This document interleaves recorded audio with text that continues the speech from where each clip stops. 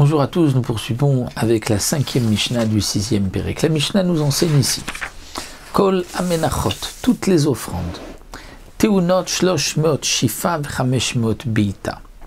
Il était nécessaire pour permettre que l'écorce du blé se détache complètement et bien du blé, il fallait faire 300 shifa et 500 beita, c'est-à-dire shifa, c'est frotter le blé, mettre le blé entre la main et le kéli, le récipient, et frotter fortement le blé sur le récipient. Et beita, c'est-à-dire de donner avec son poing ou avec la paume de la main un coup sur le blé. D'après Tanakama, c'était sur le blé. Pour Rabbi Yossi, nous verrons que c'est sur la pâte. Mais pour Tanakama, c'est sur le blé. Donc il fallait faire 300 chiffons et 500 bitot, c'est-à-dire 300 fois frotter et 500 coups.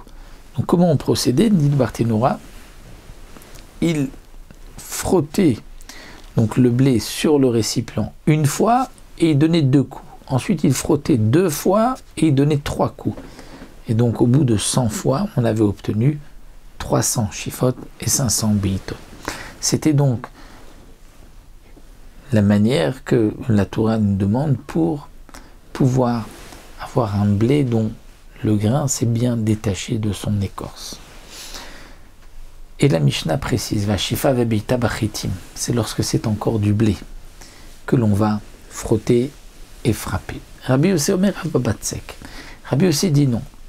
Av Babatsek. Alors le Barthénora nous dit que si d'après Tanakama c'était le blé, Rabbi Yossi vient de dire non, c'est uniquement Babatsek sur la pâte que l'on doit frotter et frapper, mais pas sur le blé. Kol amenachot. Toutes les offrandes. Donc il faudra préciser pourquoi pour Rabbi Yossi il fallait frapper et frotter la pâte, c'est pour qu'elle puisse bien être mélangée, qu'elle soit bien pétrie. Kol amenachot baot eser eser, toute mincha qu'on a portée, il fallait faire 10 pains, donc minchat machavat, minchat machejet, mafetanou, on faisait à chaque fois 10 pains. La minchat solet, précise le Barthénora. On faisait la kmitza avant la cuisson.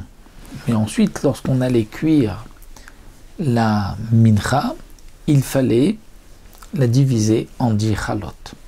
À l'exception du lechem apanim et des chavités Kohen Gadol, donc des pains de préposition, des sur shulchan et la minchat machavat du Kohen Gadol, shem bot shte mesri, il fallait faire 12 pains. Divrei Rabbi Yehuda, ce sont les paroles de Rabbi Yehuda. Rabbi Meir dit non.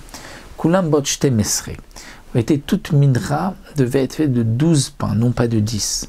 Chutz, à l'exception de chalot toda, ve'anezirut, des pains de toda et de nezirut, il y avait 4 sortes de pains de toda et il fallait faire 10 pains de chaque. Et de même pour le nazir, shen bot eser eser, où il fallait faire 10 pains de chaque. Donc pour le korban toda, les chalot, il y avait 4 sortes, donc 40 chalot, 40 pains de toda. Et pour Nézirut, c'était aussi 10 et non pas le chiffre de 12, puisque pour Rabbi Meir, toutes les ménachot, c'était 12 pains.